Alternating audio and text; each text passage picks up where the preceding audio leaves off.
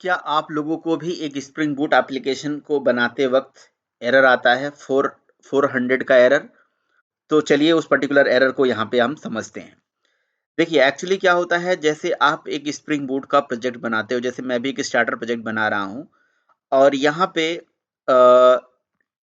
Let's say मैंने test app करके एक प्रोजेक्ट बना दिया, वर्जन वगैरह टेस्ट ऐप डेमो, राइट।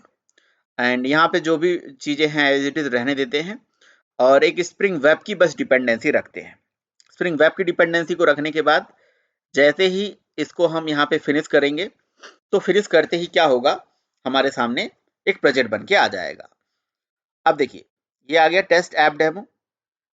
अब देखिए ये प्रोजेक्ट अगर आप रन करते हो, ठीक है, आप इसको रन करिए, राइट क्लिक करते हैं और रन एज और रन ऑन या run as spring boot application भी आप कर सकते हो, राइट। देखिए जैसे इस एप्लीकेशन को रन करोगे और अगर इसको ब्राउजर पे एक्सेस करने की कोशिश करोगे तो आपको एरर आ जाएगा, है ना, आपकी एप्लीकेशन चलेगी नहीं। अच्छा फिलहाल ये किसी और रीजन की वजह से नहीं चल रही है क्योंकि मैंने अपना पोर्ट नंबर नहीं चेंज किया है, तो ये चीज बहुत जरूरी है भाई। सर्वर डॉट पोर्ट, ठीक है, तो सर्वर डॉट पोर्ट जो है मैं 8090 ले लेता हूँ, ओके। एंड इसको यहाँ से कर देता हूँ टर्मिनेट, एंड टर्मिनेट करके मैं दोबारा सर्वर को रीस्टार्ट करता हूँ, ठीक है। यहाँ से मैंने इसको ऐसे चला दिया। अब देखिए जब आप एप्लीकेशन को इसे रन करेंगे, चाहे आप पोस्टमैन पे टेस्ट करें या आप इसको सीधे ब्राउजर पे टेस्ट करते हैं, चलिए मान लीजिए इस एप्लीकेशन को आप यहाँ से चलाते हैं और टेस्ट करते हैं, ठीक है। तो स्प्रिंग बूट की जो एप्लीकेशन होती है उसको बनाने के बाद इसको हम ब्राउजर में ऐसे टेस्ट करने के लिए लोकल होस्ट और पोर्ट नंबर लिखेंगे, ठीक है। ये देखिए वाइट लेवल एरर पेज, ठीक है, 404 स्टेटस, इस एरर की बात मैं कर रहा हूँ। क्या आप लोग का भी आ रहा है? ठीक है, अगर आ रहा है तो ठीक है, इस पर्टिकुलर वीडियो में इसी का सोल्यूशन मैं आपको बताने वाला हूँ। देखिए इस एरर का क्या मतलब है, इस एरर का मतलब ये होता है कि जो हम हमारी जो एप्लीकेशन है वो एप्लीकेशन जो है वो डायरेक्टली आपकी मतलब ब्राउजर से जो रिक्वेस्ट जा रही है वो एक, यहाँ पे आपने किसी एंड पॉइंट का नाम नहीं बताया कि किस पर्टिकुलर एंड पॉइंट पे रिक्वेस्ट जानी है। तो ज्यादातर लोग क्या करते हैं भाई, यहाँ पे जाके एक कंट्रोलर बनाते हैं और उसके अंदर एक एंड पॉइंट डेवलप करते हैं। बट अगर आपको ऐसा नहीं करना है तो आप अपने इस मेन मेथड के ऊपर ही, यहाँ पे ये स्प्रिंग के अंदर एक मेन बन के आता है, इसके ऊपर ही @rest कंट्रोलर लगा दीजिए, ठीक है ना। @rest कंट्रोलर लगाने से ये आपकी जो मेन क्लास है यही वो कंट्रोलर क्लास बन जाएगी, ठीक है ना। ऐसा बिल्कुल कर सकते हैं, कोई दिक्कत वाली बात नहीं है। ऐसा नहीं है कि आपको अलग से एक कंट्रोलर बनाना है, राइट क्लिक करना है, पैकेज बनाना है।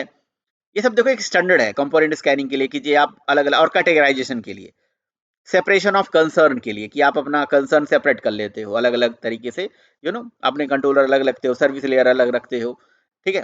बस अब इसके बाद क्या करिए, यहाँ पे एक मेथड बना दीजिए, राइट, लिखिए पब्लिक रिटर्न टाइप स्ट्रिंग। और अच्छा अभी देखते हैं इतना सेव करने के बाद, अच्छा मैंने यहाँ डेव टूल तो लगाया नहीं है कि ऑटोमेटिकली रीलोड होगा, इसको रीलॉन्च कर लेते हैं। अब देखते हैं कि ये क्या इतना ही लिखने से हमारे पास कुछ मिलेगा रिटर्न में। वैसे तो रिटर्न में कुछ मिलेगा नहीं, बट ये 400 आ रहा था, अभी भी 400 ही आ रहा है, राइट, क्योंकि एक मेथड तो बनेगा ना। तो पब्लिक रिटर्न टाइप स्ट्रिंग और मेथड का नाम से हेलो, राइट। इस तरह से एक मेथड हमने बना दिया और इस मेथड के अंदर यहाँ पे रिटर्न में हेलो स्प्रिंग बूट करके यहाँ पे हमने एक मैसेज दे दिया और इस पर्टिकुलर मेथड को हम @get मैपिंग से एनोटेट कर देंगे, दैट्स इट, बस इतना ही कर देंगे, है ना। और उसके बाद यहाँ से इसको रीलॉन्च कर देंगे।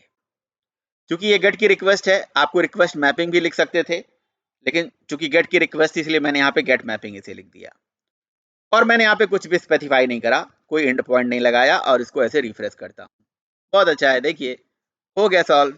अब आपका 404 जो एरर आ रहा था अब नहीं आएगा। इस तरह से आप एरर को सॉल्व कर सकते हो। सम टाइम आप अगर इसको अपना बेस मतलब मेन, अगर कह सकते हो बेस बेस पैकेज बनाना चाहते हो या आप चाहते हो कि ये रूट क्या नाम है आपका एंड पॉइंट हो, तो इसको स्लैश से भी लिख दोगे तो कोई दिक्कत नहीं है, स्लैश भी लिख सकते हो। आप अगर यहाँ पे स्लैश भी लिख दोगे तो कोई तभी चल जाएगा, अदरवाइज वैसे भी चल जाएगा। ठीक है, अब आप देखिए यहाँ पे ऐसे ले जाओगे, ये चल जाएगा। आपको यहाँ पे कोई एंड पॉइंट कॉल करने की जरूरत नहीं है, आपको कोई कंट्रोलर कॉल करने की जरूरत नहीं है। तो इस पर्टिकुलर वीडियो में इतना ही। चलिए अगले मिलते हैं अगले वीडियो में। Thank you so much.